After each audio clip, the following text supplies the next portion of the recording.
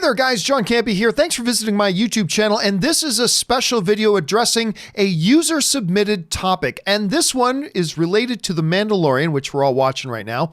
Anyway, this one comes into us from Caleb Kaiser, who writes, in episode 4, or chapter 4 of The Mandalorian, the woman who raised her hand when asked who can shoot a gun, of course that's kind of the love interest in the episode, I personally believe she is a retired stormtrooper, and for two pieces of evidence.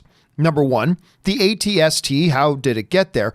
Number two, the helmet conversation with Mando has a deeper meaning. All right, thanks for sending that in. And of course, chapter 4 of The Mandalorian, as of right now, is my second favorite episode. I absolutely loved it. I thought it did a lot of really good, important character development things as far as The Mandalorian goes, the Baby Yoda, and particularly the relationship between Baby Yoda and the Mandalorian got a lot deeper in this one and actually became something of a piece of affection, which is something we hadn't really seen before. Anyway, Caleb, it's a really interesting thing you bring up about the idea that what if this woman herself is a former stormtrooper?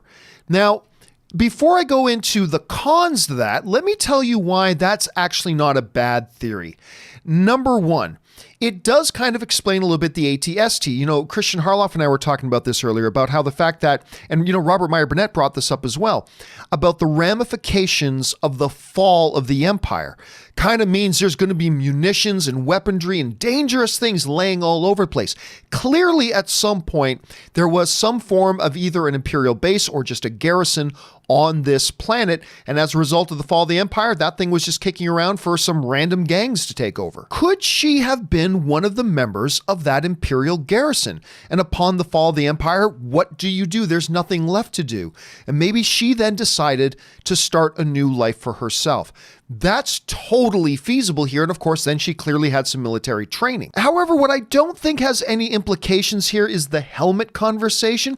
Remember, stormtroopers weren't like Mandalorians. It's not that they could never take off their helmets. They just couldn't take them off in duty. There are times they could take the helmets off and the whole uniform off, as a matter of fact. So I don't know that that plays into it, but this whole notion that she is on that world because the Imperials had a garrison there, they disappeared, she stayed behind, developed a life. That kind of explains why the ATST was there as well. So it's completely feasible that this woman was herself a former Imperial. However, while it is clear that this woman at some point had clear military training of some sorts, whether it's the Empire or not, there is, and I don't even mean this as a joke, there is one glaring piece of evidence that would refute the idea that she is a former stormtrooper. And again, I'm not even trying to be funny or facetious here, but it's this.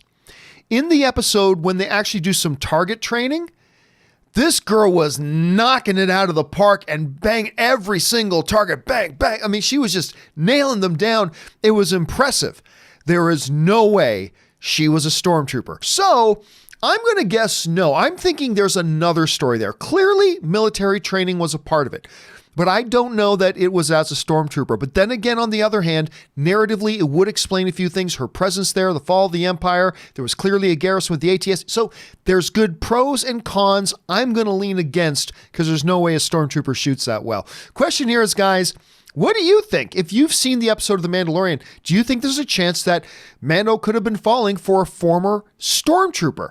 It's possible, but maybe not. What do you think? Jump into the comments section below and let me know your thoughts. Anyway, guys, while you're here, why don't you take a second, click on that subscribe button, become a subscriber to my YouTube channel, click the thumbs up so more people find this video, and make sure you join us for the John Campea Show, Monday through Friday, 9 a.m. Pacific Standard Time, right here on the channel. That'll do it for me, guys. Thanks a lot for joining me. My name's John Campea, and until next time, bye-bye.